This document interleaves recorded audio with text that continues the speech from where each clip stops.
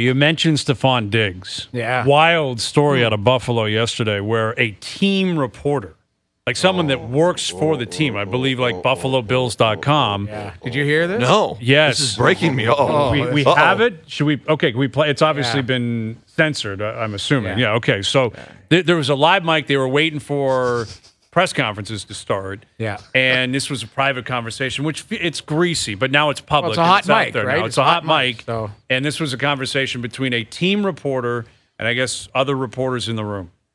There's no control over Stefon Diggs. Yeah. Go get it. Yeah. Go get it. Dude's gonna do what he wants to do. How are you coming over there? Steph, get your ass. Nope. He'll look at my face and say, F you. No. How he treats everybody. So that's, ooh, man. So she's saying. He treats everybody. Has she commented on it? Oh, yeah. She immediately came out, said, horrible mistake, issued a statement immediately. I don't know how she's going to walk in that room again. That's going to be. That probably cost her job, to be honest. It very well could. Now, her argument will be that's it her was opinion. a private conversation, and I guess it's her opinion. But now it's out. Like it's no more. It's not private anymore because it was made public because of a hot mic. Diggs has responded. Diggs, I guess. So she's accusing him of what? He treats people like garbage. What did she say? She goes, he'll look you in the face. Yes. So she basically said there's no controlling Stefon Diggs. And she said he will look you in your face and say F you and walk off. So and what? That's how he will treat people. Well, that's I guess her indicating because the story obviously you're aware of is that there's disconnect. There's a disconnect between Diggs, Allen, Diggs, and the Bills. Some people have reported. I believe Stephen A. Smith said that he has heard from sources like Diggs wants out. Yeah. Which is, I could see that. But and Trayvon Diggs, his brother, has already jumped on Twitter and said, we got to get like this guy out of there, basically. So what should we make of this and where does it go? To be honest with you, not everybody, but I've played with a lot of stars that comment could apply to 45 people that I played with. And that's just the reality of the situation. It's like, I think a lot of times we all want to think of these like superstar athletes as like, oh, he's the best guy. He's such a great dude. And, we see him on like some sort of commercial. And it's like that. I'm not saying I don't know Stefon Diggs. That could be a, mischaracterization, whatever. But I've played with a lot of dudes that were great ball players that were just completely wild when it came to a lot of things. So to me, anybody in the locker room doesn't care about that if he's performing on game day. It's a sad reality. What did he come out and say about her comments? He's responding. He just tweeted. Stefon Diggs tweeting out. There's a number of tweets here.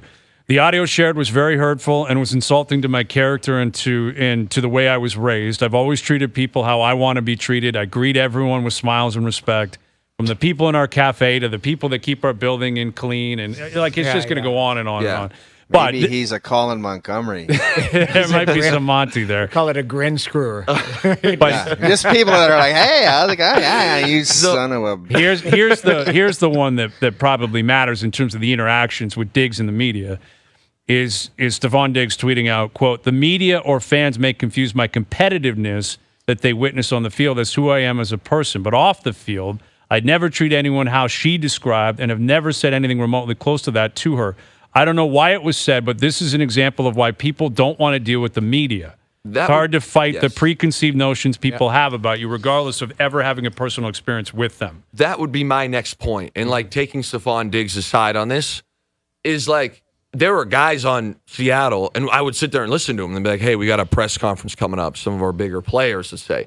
And they would joke, be like, hey, let's make something up today and like feed it to the media. Like, generally speaking, you don't have a great relationship with your local beat writers because they're in there like snitches, if you will. Like, I remember I used to call one guy, I don't know if you ever watched the show Recess, but the guy who would report everything to the principal. Yeah. And it's just like, get out of our locker room. Now, granted, they have to be in hall there. monitor or whatever. Yes, the hall monitor kid. It's like, to me, like, Stefon could be great with everybody, and he could be frustrated with local media for a variety of reasons. And one of them, if I'm guessing, and I'm Stefon Diggs, is he probably thinks, which I would agree with him, that he is the best, one of the best receivers in the NFL. I don't think anyone would disagree with that statement. And in his mind, he's probably wondering, like, hey, if I'm on a team where the quarterback is not turning the ball over as much as Josh Allen, what is my, legacy? Value. What is my Look, value? Well, maybe the best thing to happen here is, and I know you just said you've talked about him as being the top 2 or 3 receivers in the NFL.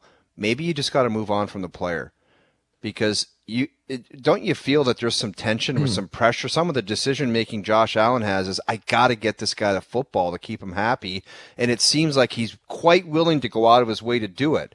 And it just seems when you got the brother tweeting, let's get him out of there. Maybe for the Buffalo Bills, getting rid of this guy in some capacity is the best thing for the team. They win if that happens? I agree and I disagree, O-Dog. I agree. Again, I've been in situations where the player in the ownership or the player in the locker room needed to split ways and it went too long. But you also know a wideout with an attitude that's not happy, it never works out in a positive manner. Agreed. Never. But where I get nervous with the Bill, it never does. And that's my thing, is it will be like putting a Band-Aid over it if they win. But if they don't win the Super Bowl, it'll just continually, grow, snowball into something that, I already think at this point it's getting there where you can't really fix this. It's but not they correctable. need Stefon Diggs. If they need him. If Gabe Davis was playing more consistently, or anyone else, like even these reports about the Bills, and again, you just heard me, I think they'll win the AFC East, but these reports that they're like, oh, we really bolstered up our wide receiver room. It's like you went out and got Trent Sherfield. That's not like, I'm not saying he's not Doesn't good, classify. but that's not like, okay, we're rolling out here with Tyreek Hill and Jalen Waddle. Yeah, right, exactly. So if you take Stefon Diggs from this offense right now, what does it look like? Because that's pretty much their identity. Throw to Stefon Diggs and then hope somebody else plays good. Yeah, exactly. There's no creativity on that offense. And it's like not none whatsoever. something they need right now, No. given the game they just came off of. This distraction, that's. Yeah. I think it's not good. Well, but you're saying, though, Yes. you would the players would separate, like Diggs versus media. Guys in the room, they don't care about that. Like, they wouldn't be like, oh, the media, you got, hey, Stefon, we got to talk about this because your relationship has to be better.